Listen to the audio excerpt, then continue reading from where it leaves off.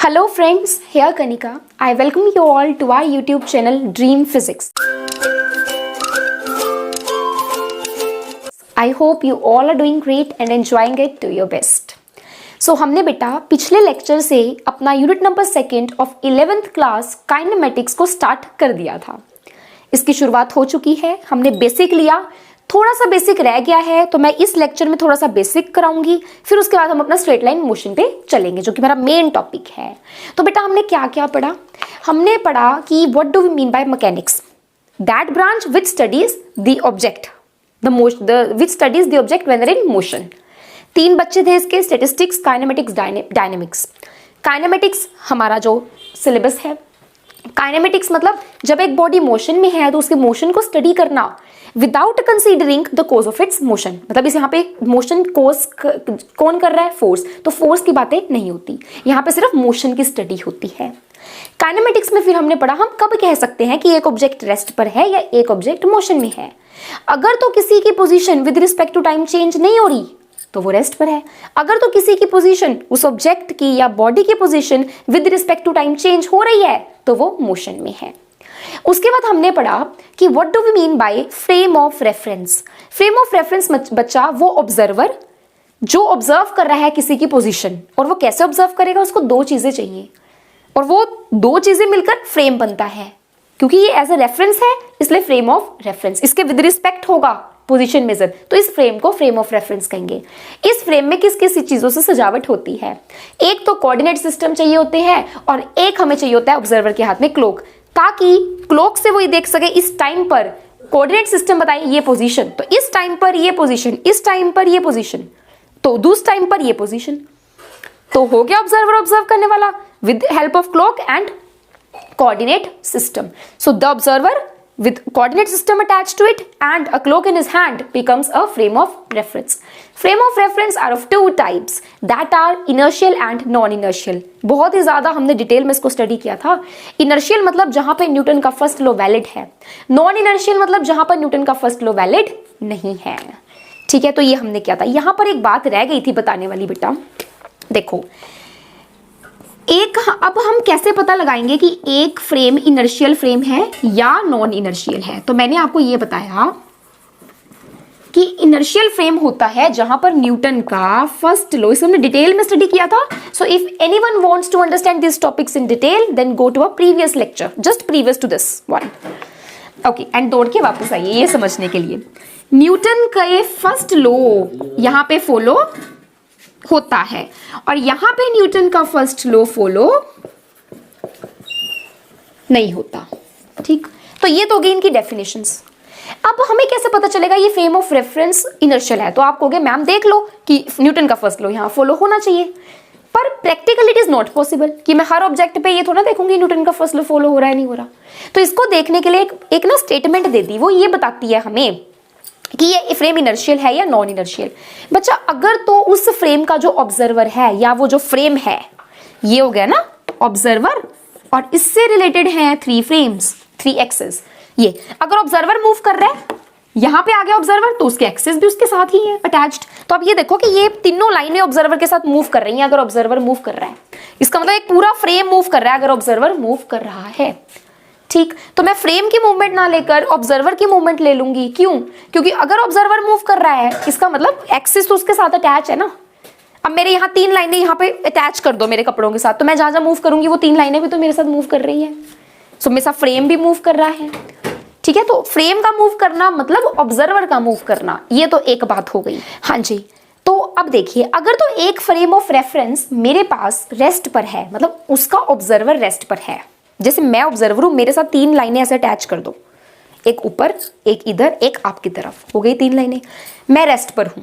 ठीक है जी, तो अगर तो ये ऑब्जर्वर या फिर फ्रेम ऑफ रेफरेंस एक ही बात है ना, मतलब ऑब्जर्वर का मोशन फ्रेम ऑफ रेफरेंस के मोशन के साथ अटैच्ड है, ये बात आप याद रख लो। तो अगर तो मेरा ऑब्जर्वर रेस्ट पर है तो वो एक इनर्शियल फ्रेम होएगा, फिक्स कर दिया हमने।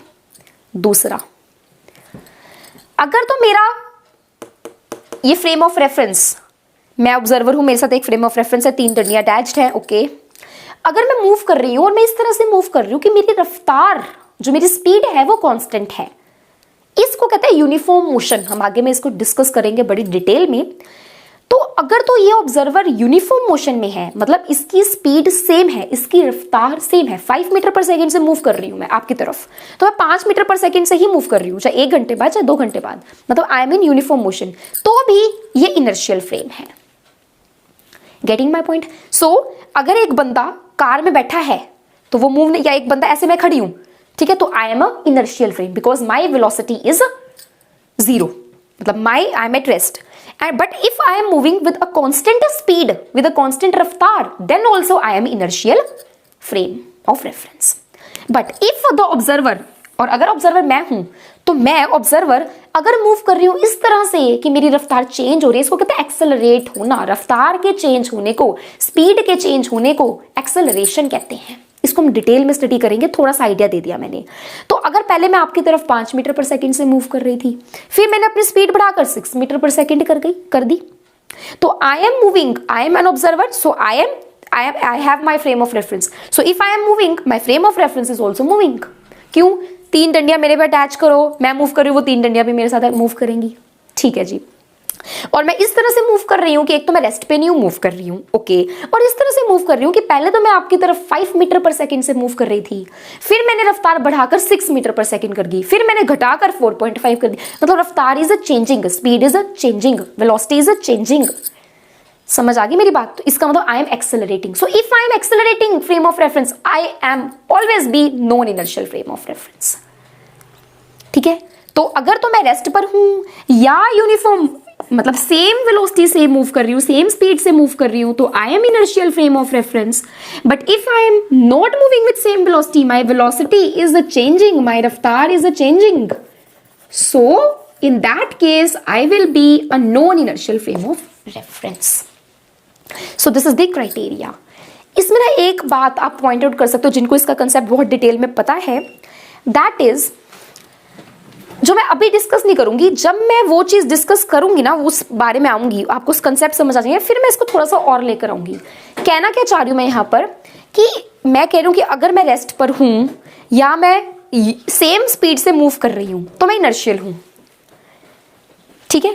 तो एक इनर्शियल फ्रेम को एक इनर्शियल फ्रेम चाहिए होता है, मतलब उस इनर्शियल फ्रेम के विद रिस्पेक्ट अगर मैं रेस्ट पर हूं या सेम वेलोसिटी से मूव कर रही हूं, तो मैं इनर्शियल हूं। और अगर उस इनर्शियल फ्रेम के विद रिस्पेक्ट मैं एक्सेलरेट कर रही हूं, मतलब मेरी वेलोसिटी चेंज कर रही है, तो मैं नॉन इनर्शियल हूं। एक बार और रिपीट करूंगी, नहीं समझ आया तो घबराना नहीं है, ये पॉइंट ये हम बाद में भी इसको कंसीडर करेंगे जब आप एक्सेलरेशन को समझ जाओगे अच्छी तरह से। देखो, एक इनर्शियल फ्रेम है, ठीक है, वो इनर्शियल फ्रेम है तो वो ऑब्जर्व कर रहा है। 3 इनर्शियल फ्रेम्स है बेटा हमारे पास, देखो जरा, O dash, O double dash, ये फर्स्ट इनर्शियल, ये सेकंड इनर्शियल, ये first frame of reference, this is second frame of reference and this is third frame of reference. Okay बेटा, देखिए जरा, ये फ्रेम ऑफ रेफरेंस इनर्शियल है, ये है, हमें पता है, बस हमें पता है ये इनर्शियल है। हमें इसकी हेल्प से मैं बता सकती हूं कि ये इनर्शियल है या नहीं, ये इनर्शियल है या नहीं है। कैसे? अगर तो इस ऑब्जर्वर के अकॉर्डिंग ये ऑब्जर्वर रेस्ट पर है, समझ आ गई?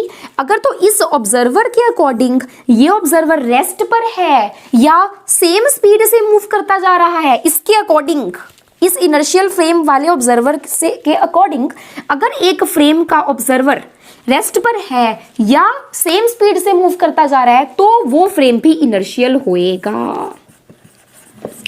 और अगर एक इनर्शियल फ्रेम के ऑब्जर्वर के अनुसार एक फ्रेम का ऑब्जर्वर की वेलोसिटी चेंज हो रही है या वो एक्सेलरेट कर रहा है, मतलब अगर O के हिसाब से O डबल डैश एक्सेलरेट कर रहा है, तो इस इनर्शियल फ्रेम के ऑब्जर्वर के हिसाब से, इसके हिसाब से ये चीज क्या आएगी? Non inertial frame.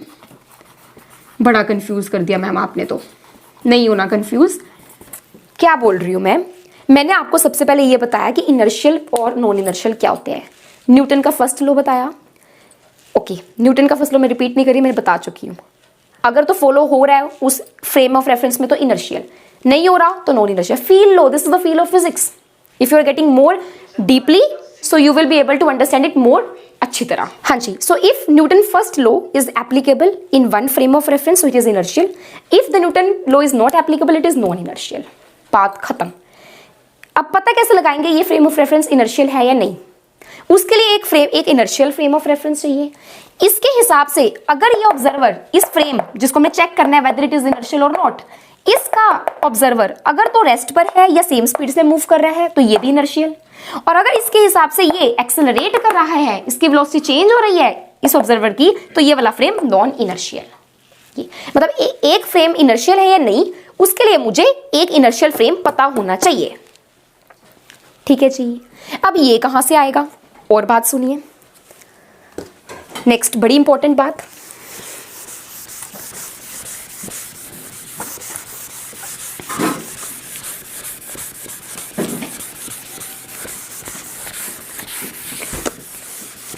देखो बेटा, एक ना क्वेश्चन उठता है बहुत इंटरेस्टिंग सा, छोटा सा, आपको भी इंटरेस्ट आएगा।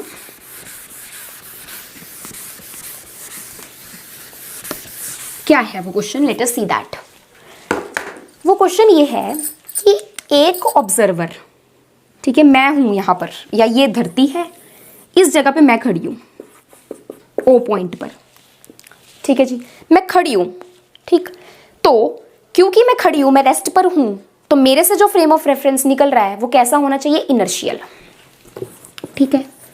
यहां पे बच्चे ये डाउट पूछते हैं मेरे से कि यहां मैं खड़ी हूं, ठीक है, मैं खड़ी हूं यहां पे, तो मैं रेस्ट पे हूं, ठीक है, अर्थ पे रेस्ट पे मैं तो घूम नहीं रही, तो मैं इनर्शियल फ्रेम हूं क्योंकि मैं रेस्ट पे हूं। क्योंकि इनर्शियल क्या होता है? जो रेस्ट पर ऑब्जर्वर है या सेम स्पीड से मूव कर रहा है। मैं तो रेस्ट पे हूं, मुझे सेम स्पीड भी नहीं है तो रेस्ट पे ही हूं, तो मैं तो इनर्शियल हूं। अब ये क्वेश्चन आता है कि अगर मैं बाहर से, ये स्पेस है, अंतरिक्ष, अगर मैं इस स्पेस से देखूं तो मैं तो धरती के साथ घूम रही हूं, धरती तो घूम रही है, अपनी एक्सिस पे भी घूम रही है और सन के अराउंड भी घूम रही है, मतलब अपने अलोंग भी घूम रही है, और ये सन है तो उसके अलोंग भी घूम रही है। मतलब मैं धरती पे खड़ी हूं तो मैं भी तो घूम रही हूं। तो अगर मैं घूम रही हूं इसका मतलब चाहे मैं सेम स्पीड से घूम रही हूं, समझ आ गई मेरी बात? चाहे हम कहते हैं कि speed of earth is a constant, that numerical value मुझे नहीं याद आ रही, अब कमेंट बॉक्स में लिखिएगा अगर आपको पता है तो अगर तो स्पीड ऑफ अर्थ, हाँ स्पीड तो कांस्टेंट है, बट बेटा मैं घूम रही हूं तो इसका मतलब मेरे स्पीड की डायरेक्शन चेंज हो रही है। ये भी हम डिटेल में पढ़ेंगे, जिसको समझ आ रहा है वो समझे, अदरवाइज नेक्स्ट लेक्चर के वेट करे। तो मेरे ये ऑब्जर्वर है, ये हूं मैं ऑब्जर्वर जिसके पास अपना एक फ्रेम ऑफ रेफरेंस है। कोई बाहर से अगर देखे तो वो ये कहे कि ये तो धरती के साथ घूम रही है, ठीक है। अब आप कहोगे धरती सेम स्पीड से घूम रही है, तो आप भी सेम स्पीड से घूम रहे हो तो आप इनर्शियल ही हुए।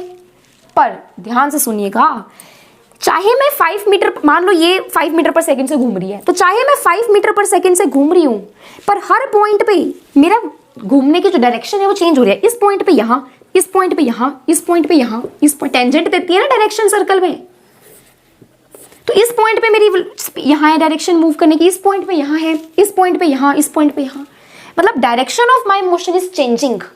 और जो वेलोसिटी होती है ना बेटा, वो डायरेक्शन को भी कंसीडर करती है। तो अगर डायरेक्शन मोशन की चेंज हो रही है तो आपकी वेलोसिटी चेंज हो रही है, और अगर आपकी वेलोसिटी चेंज हो रही है मतलब आप एक्सेलरेट कर रहे हो। तो इस केस में मैं क्या कर रही हूं? एक्सेलरेट। क्यों? क्योंकि मेरी डायरेक्शन ऑफ मोशन चेंज हो रहा है। डायरेक्शन ऑफ मोशन के चेंज होने से वेलोसिटी में चेंज आता है, और वेलोसिटी में चेंज आने से एक्सेलरेशन होती है। इसका मतलब रिजल्ट ये निकला कि मैं यहाँ पे रेस्ट पे नहीं हूं, धरती पे खड़ी हुई, मैं तो एक्सेलरेट कर रही हूं। तो फिर मैं कैसे इनर्शियल हुई? ऐसे तो कोई भी धरती पे फ्रेम ऑफ रेफरेंस इनर्शियल ना हुआ, क्योंकि हर कोई धरती के साथ एक्सेलरेट कर रहा है। समझ आ गई मेरी बात? तो यहाँ पे हम एक अप्रोक्सीमेशन का यूज करते हैं। क्या अप्रोक्सीमेशन? धक्के से इसको इनर्शियल बनाएंगे। कैसे? बेटा धरती के इतनी बड़ी है धरती, तो धरती और मैं कितनी छोटी सी, तो धरती के घूमने की जो रफ्तार है वो कंपैरेटिवली, उसके जो ये स्पीड है घूमने की बहुत कम है, जिसकी वजह से बेटा मैं इसको अप्रोक्सीमेटली इस चीज को इग्नोर कर सकती हूं कि धरती नहीं घूम रही मेरे हिसाब से। समझ आ गई? इतनी बड़ी धरती है, उसमें मैं छोटा सा ऑब्जर्वर, तो मेरे लिए धरती ना के बराबर घूम रही है? बिल्कुल नहीं घूम रही है, हम ये मान लेते हैं। तो धरती नहीं घूम रही तो डायरेक्शन ऑफ मैं नहीं घूम रही, मैं नहीं घूम रही तो डायरेक्शन ऑफ मोशन चेंज नहीं हो रहा, डायरेक्शन ऑफ मोशन चेंज नहीं हो रहा तो वेलोसिटी चेंज नहीं हो रही, वेलोसिटी चेंज नहीं हो रही तो कोई एक्सेलरेशन प्रोड्यूस नहीं हो रही, कोई एक्सेलरेशन प्रोड्यूस नहीं हो रही तो मैं बन गई इनर्शियल फ्रेम। तो if anybody at rest on earth we can consider it as inertial frame. But if anybody is accelerating, अर्थ भी एक्सेलरेट कर रहा है, तो that will be non inertial, क्योंकि नॉन इनर्शियल फ्रेम होते क्या है? जो एक्सेलरेट कर रहे हैं, जिनकी वेलोसिटी चेंज हो रही है, और वेलोसिटी डायरेक्शन के चेंज होने से भी चेंज होती है। सो ये कंसेप्ट था हमारा फ्रेम ऑफ रेफरेंस का, दैट इज डन नाउ। हाँ जी बेटा, इंट्रोडक्शन में जो बेसिक हम कर रहे हैं ना काइनेमेटिक्स का, अभी तक हमने क्या करा? What is mechanics, its branches, जिसमें हमने काइनेमेटिक्स को उठाया। फिर हमने पढ़ा what do we mean by state and rest of a motion, and state and rest are given with respect to a frame of reference, what are its types, and when we can say that it is a inertial frame और it is a non inertial frame of reference. अब हमारे पास एक बहुत ही ज़्यादा important और बड़ी इसको basic पूछा जाता है। देखो बेटा क्या कह रहा है वो ये कहता है कि हमें पता है कि अगर ये एक पॉइंट है, ये एक ऑब्जेक्ट है, ठीक है, या ये ऑब्जर्वर है, ये उसके साथ फ्रेम ऑफ रेफरेंस है, ओके जी, X Y Z with a clock with him and the coordinate axis, it is a frame of reference. And ये ऑब्जेक्ट रेस्ट पर कब होगा? जब एक ऑब्जर्वर के अनुसार उसकी पोजीशन चेंज नहीं हो रही टाइम के साथ, और अगर एक ऑब्जर्वर के विद रिस्पेक्ट जो वो ऑब्जर्व कर रहा है, अगर उसकी पोजीशन चेंज हो रही है तो वो मोशन में होगा। ये हम पढ़ चुके हैं। अब क्या आपने कभी ऐसा सोचा है कि एक चीज जो आपके लिए रेस्ट पर है, मेरे लिए किसी और के लिए वो मोशन में हो? समझ आ गई? ये बहुत ही ज्यादा बेसिक सा एग्जांपल है। What it is, let us see that. वो ये कहता है, मान लो आप एक कार में चल रहे हैं, यहां पर आपके बैठे हैं, हाँ ये आप है, आप, ओके, ये आपके फादर हैं जो ड्राइव कर रहे हैं, ठीक है जी। ये मैं खड़ी हूं, आपको देख रही हूं बाहर से जाते हुए, ठीक है। तो अगर हम आपके फादर को ऑब्जर्व करें तो मैं ये देखूंगी कि कार चल के गई, तो आपके फादर ये चल के जा रहे हैं कार में, यहां से यहां पहुंचे, उनकी पोजीशन, मैं ऑब्जर्वर हूं, ठीक है। तो फ्रेम ऑफ रेफरेंस मेरे हिसाब से है, और मैंने ये देखा कि आपके फादर जो हैं वो चलकर जा रहे हैं, मतलब मेरे लिए उनकी position with respect to time change हो रही है, तो वो मोशन में है। मेरे लिए आपके फादर मोशन में है। पर आप कह रहे हो कि मैम आप कैसे कह सकते हो पापा मोशन में है? हमें तो पापा यहाँ बैठे हुए दिख रहे हैं, मैं अभी देख रहा हूँ इस सीट पे बैठे हुए, 5 मिनट बाद देखूंगा आप मेरे साथ सीट पे बैठे हुए, 10 मिनट बाद देखूंगा आप मेरे साथ सीट पे बैठे हुए। ऐसा तो नहीं है कि सीट कहीं उठ के जा रही है, वो तो मुझे सीट पे बैठे हुए दिख रहे हैं। तो आपके लिए आपके फादर क्या है? रेस्ट पर। इसका मतलब बेटा एक चीज को हम कह सकते हैं कि वो मोशन में है या रेस्ट पर है, वो डिपेंड करता है कि उसको ऑब्जर्व कौन कर रहा है। समझ आ गई? अगर तो मैं ऑब्जर्वर हूं, ये वाला फ्रेम ऑफ रेफरेंस है, तो मेरे लिए ये ऑब्जेक्ट मोशन में, और अगर ये वाला ऑब्जर्वर है, ये वाला फ्रेम ऑफ रेफरेंस है, तो इसके लिए ये ऑब्जेक्ट रेस्ट पे। इसका मतलब एक चीज हम कभी नहीं कह सकते कि ये चीज पक्का मोशन में है तो सबके लिए ये मोशन में होगी। We can't say that. हम अर्थ पे खड़े हैं, तो आप कह रहे हो कि आप स्टैंडिंग हो, आप खड़े हो, तो आप रेस्ट पर हो। पर जो मुझे अगर कोई मून से बैठा हुआ देख रहा है या कोई स्पेस से बैठा हुआ देख रहा है, उसके लिए धरती घूम रही है, धरती के ऊपर मैं खड़ी हूं, तो मैं भी तो घूम रही हूं, तो वो कहेगा आप मोशन में हो। तो आपके लिए मैं रेस्ट पे, उसके लिए मैं मोशन पे। तो it depends on the observer who is observing. इसलिए कहते हैं rest and motion are not absolute, कि हम ये नहीं कह सकते ये चीज रेस्ट पर है तो एब्सोल्युटली हर एक ऑब्जर्वर के लिए रेस्ट पर ही होगी, ऐसा नहीं होता। इसको हम कहते हैं rest and motion are not absolute, but क्या बोलते हैं इसकी जगह हम? Rest and motion are relative, they depend, they are with respect to the observer, they depend on the observer who is observing the motion of that object. For one observer an object can be at motion, but for other it can be at, the same object can be at rest. So ये था बेटा हमारा kinematics की introduction. I hope so आपको यहाँ से starting अच्छी लगी है, हम इसका बहुत डिटेल में पढ़ने वाले हैं। सो आप हमारे साथ बने रहिए और हमारे चैनल को सब्सक्राइब करना मत भूलिए।